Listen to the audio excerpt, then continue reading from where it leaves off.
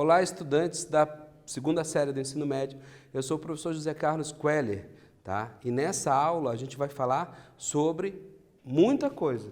E o que a gente vai falar principalmente? Sobre os elementos, né, formais das artes visuais, né? E a gente vai traçar as características de dois movimentos artísticos que você já conhece muito bem. Então a gente vai citá-los assim, né? E que é o Renascimento e o Barroco.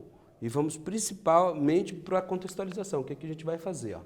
Na aula de hoje iremos definir os elementos formais das artes visuais e definir os dois principais movimentos artísticos da Idade Moderna, né? Os dois principais. A gente tem outros ali no meio, mas os dois principais é esse momento que é o Renascimento, né, que é quase 300 anos, e o Barroco, que ele é o período pós, né, reforma protestante, que criou a Contra-Reforma. Então, você sabe o que é ponto, linha e cor? Primeiro de tudo, né? Elementos formais das artes visuais, que é o que dá origem a toda a sequência da história da arte que você vai ver. Toda a arte, principalmente a arte visual, ela é focada nesse princípio dos elementos formais, tá? E o que você sabe para diferenciar entre o Renascimento e o Barroco? Eu já citei alguma coisinha aí. Então, vamos começar com os elementos formais da arte. Então, a gente tem o ponto e a linha, né? O ponto que é o elemento básico, é a simplicidade. Não possui formato nem dimensão, indica uma posição no espaço e constrói a imagem. Tudo na vida surge num ponto. Mas não é aquela bolota que você faz, às vezes, no caderno lá, que passa infinitas setas daquele ponto. Então, num ponto, como falei, passa infinitas setas, né? E você tem a linha. A linha é a continuidade do ponto. É um pontinho do lado do outro ponto, do outro ponto, do outro ponto, por aí vai. Configura um espaço linear, única dimensão. Através dela, aprendemos um espaço direcional, né? Movimento modulado. Então, tem tipos de linha. Tem a linha reta perpendicular. Por que perpendicular? Porque uma cruza com ângulo de 90 graus à outra. Tem linha em ângulo, a linha reta, a linha curva, a semi-reta, né? Você tem as setas paralelas. Você pode fazer inúmeras linhas. E a gente fala que de um ponto passa-se infinitas retas, né? Infinitas linhas. Então, vamos aí, a gente chega na forma. Olha que bonitinho, está aqui. Ó. O quadrado, o círculo, o triângulo são as formas básicas que a gente tem, mas existem muitas outras, né? É a organização imaginária que damos a um conjunto de linhas, dando um sentido de orientação espacial, de reconhecimento da imagem representada. As formas podem evidenciar potenciais características de acordo com a intenção do criador da imagem e como trabalhar os seus elementos juntos. Então, assim, a gente sabe que o quadrado, ele representa uma estabilidade, né? O círculo, por ele não ter um ponto, né, um vértice, né, ele é o que a gente chama de movimento.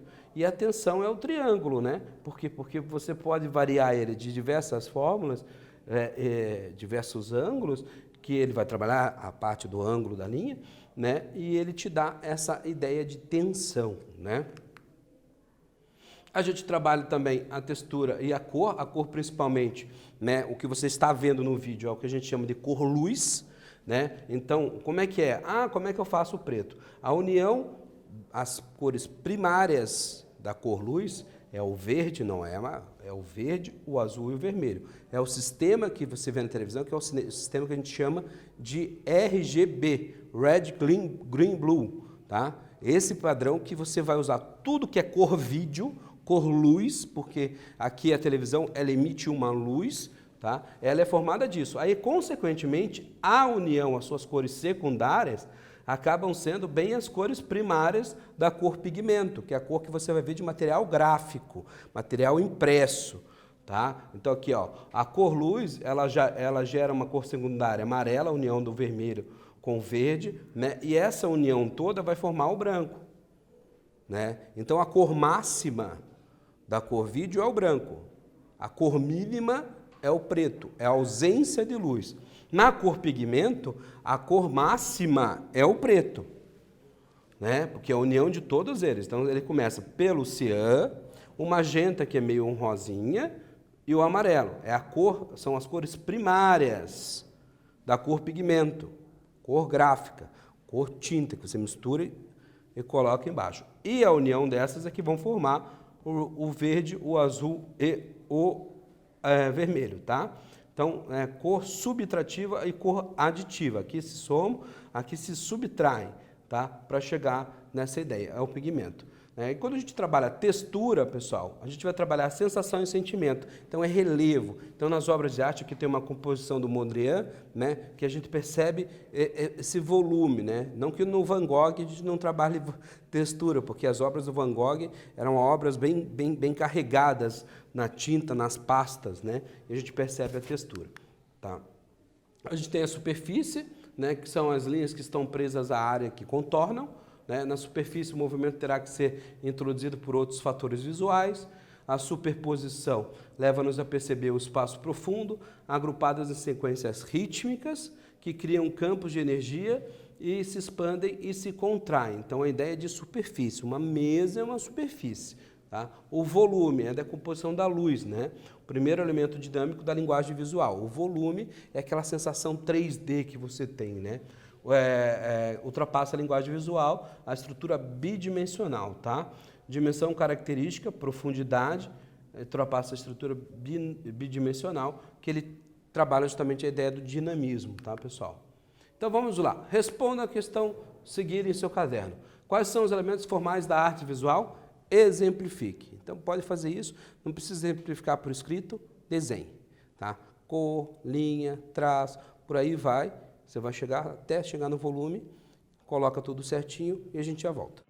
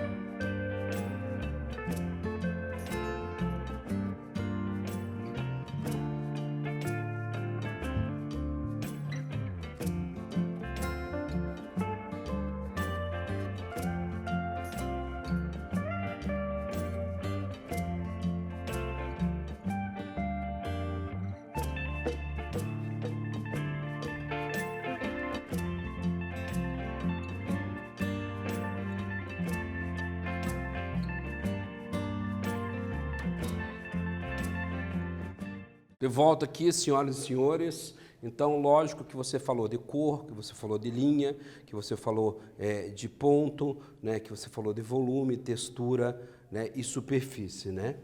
E vamos agora prosseguir falando deste movimento mais falado na história da arte mundial. Que é o quê? Esse mesmo está pensando, o tardo renascimento. De 1300 a 1600, o objetivo era reviver a cultura greco-romana. Foi um período histórico de incontáveis realizações no campo das artes, não só das artes, né, ciências. Superaram a herança clássica e tornou o período de maior avanço para a humanidade, que é o período antropológico, né? Que é o período que o homem passa a ser o centro de tudo. Tira aquela ideia de Deus o centro de tudo, o seu teocentrismo já era, né? Propunha a ressurreição consciente, o renascimento do passado, considerado agora fonte de inspiração, né? Então eles vão buscar na cultura greco-romana as suas inspirações, o culto ao corpo, o culto ao homem, né? Então a gente tem o homem vitruviano do Leonardo da Vinci, que é uma representação do livro do Vitruvius, né? Que o homem é o ser perfeito, ele está ao centro das duas figuras mais perfeitas da arte, que a gente volta na linguagem lá, que é o quê? O quadrado e o círculo, né? Então vamos aqui continuar. É o período que você vai encontrar essas lindas tartarugas ninjas renascentistas. Lógico que você conhece 4, eu inventei mais 2 para vocês, né? O verdinho, né? E o amarelinho. Tá? Aqui, ó. Então a gente vai falar no Michelangelo, Leonardo, Rafael, Donatello, e a gente tem o Botticelli e tem o Verrocchio, que são muito importantes na história do Renascimento, principalmente o Verrocchio, que vai criar aí a escola del Verrocchio, onde vai passar o Botticelli, onde vai passar o Leonardo da Vinci, né? O batismo de Cristo, que é o famoso anjo que fez o Verrocchio parar de pintar, foi feito pelo Leonardo da Vinci lá com seus 17 anos, né? Então você vai ter toda essa parte da história. Tem o Michelangelo, que é o cara, né, que via na mármore, no bloco de mármore, via as esculturas lá dentro. E ele chegou até a falar para o seu Moisés, né, que só faltava falar, né? Parla, né? Bem conhecido esse trecho, né? O Donatello, que foi o cara que fez a primeira escultura de um nu, né? Que foi o Davi do Donatello, embora a gente tenha um Davi, uma escultura do Verrocchio e a grande escultura de Davi de 6,2 metros do Michelangelo, né? Mas esse aqui ele viveu um pouquinho mais antigamente, né? Mais no início do Renascimento, então ele conheceu muita coisa. O Botticelli, que é o cara da Vênus, né? Considerada a primeira pintura de um nu feminino do Renascimento, né? Então a gente tem muitos outros artistas, mas esses aqui eu acho que são os pontuais aí para vocês. O que é bacana retratar no Renascimento? O mecenato, que era a prática exercida pelos burgueses, sultões, príncipes, papas de financiar os artistas, procurando mostrar o poderio da cidade e ampliar o prestígio pessoal. O grande mecenas era o Papa Júlio II, né, que ele que quis criar o Vaticano, ou a ideia do Vaticano ali, da Igreja de São Pedro, que a gente tem hoje, que é o maior complexo religioso do mundo, né? Ele foi uma ideia criada pelo Papa Júlio, né? E que vai passar diversos grandes artistas, principalmente o Michelangelo, que vai pintar o teto da Capela Sistina, vai fazer, depois ele volta, 20 anos mais tarde, ele pinta a parede do fundo com Juízo Final, ele termina como arquiteto do Vaticano, ele trabalhou mais de 40 anos para a Igreja, para a Igreja Católica, né? E a gente tem também esse avanço do Renascimento, ele surge também por causa da perspectiva, né? A perspectiva descoberta e criada por Brunelleschi, tá? É importante colocar isso e que ressalta você a perceber mais a profundidade dos elementos e tudo, tá? A pintura renascentista, ela tinha o importante o claro escuro, que eram os contrastes, o esfumato, que era o tom sombreado, né? O escorço, que era o efeito de perspectiva do corpo pintado. Então você tinha também que é a parte da perna que era dobrada do escorço, né? Que a pessoa dobrava a perna para dar uma instabilidade e uma realidade maior na escultura. Efeito Mona Lisa, que é o olhar para o observador, aquela ideia que o quadro está sempre te olhando, olhinho, né? O uso da tela da tinta a óleo cavalete, que não existia até então, né? Um realismo o ideal de beleza era retratado no Renascimento, né? E a criação de espaços cenográficos, que até então a pintura era pessoas meio que voando, né? Um plano que não tinha tanta perspectiva, o que acaba acontecendo graças a todo esse conglomerado, né? Um período de muitos avanços tecnológicos. Vamos falar dele um pouquinho mais. Michelangelo, 1508-1512, pintou o teto da Capela Sistina, no Vaticano, trabalhou mais de 50 anos para a Igreja, papado, 24 anos mais tarde, inicia o afresco do Juízo Final e, com 75 anos, dedica-se à arquitetura na construção da Basílica de São Pedro. Morre aos 89 anos, ele é o artista... Olha, naquela época, 89 anos, não era fácil chegar. Tá? E ele morreu trabalhando, gente. Ele morreu... Até o último dia ele estava fazendo o Nicodemos, né, que está se retratando com o Nicodemos, ficou inacabada, né, mas ele se retrata ali. Tem muitos documentários sobre Michelangelo, vale a pena, né, tem um lado obscuro do Michelangelo no YouTube lá, vale a pena procurar ver, bem bacana o documentário do Discovery, né, vale a pena. Vamos lá, continuando, a escultura de Davi, o enorme Davi de 6 metros, com 24, 25 anos, ele vai fazer a Pietà antes do Davi, 1501, 1504, é o que leva ele para o mundo da arte. A Pietà, que ele retrata a Maria, mãe de Cristo, com a idade de Cristo, né, bem nova, justamente porque ele falava que o que envelhecia o homem era o pecado, e ela era uma moça pura, uma senhora pura, e não tinha isso. Né? E aqui o nosso retratinho do nosso Michelangelo. E o teto da Capela Sistina inteiro, mas tudo começa com esta ideia que ele tem, reza a lenda que ele viu nas nuvens, que é a passagem da criação do homem, né? A criação do Adão, né? Que é um dom sublime. Né? Então, ele era muito religioso, ele acreditava muito na igreja, não nos papas. Tem Agonia e Êxtase. Veja esse filme que você vai entender muito bem isso. Tá? E a gente chega no Barroco, que é o antropocentrismo versus o teocentrismo, reforma e contra-reforma, entrelaçamento das artes entre arquitetura e escultura. No Renascimento tinha se separado, a escultura era um elemento à parte da arquitetura. E no Barroco ele volta de novo a escultura ser um momento de união, né? Um enriquece o outro. Tá? Violentos contrastes de luz e sombras, então ele vai levar o claro e escuro, criado no Renascimento, ele vai levar ferro e fogo no Barroco. Tá? Ápice da intensidade dramática. O Renascimento ele pregava o realismo, o ideal. Né? Aqui não, aqui você vai pregar o exagero, tá? Composição assimétrica, então as obras renascentistas elas eram obras simétricas, né? Um lado muito parecido com o outro, a figura no centro. Aqui você já tira isso. E um culto ao pessimismo, você vem com a contra-reforma. A igreja estava em decadência, ela tinha que se levantar, e ela vai se levantar dessa forma aí.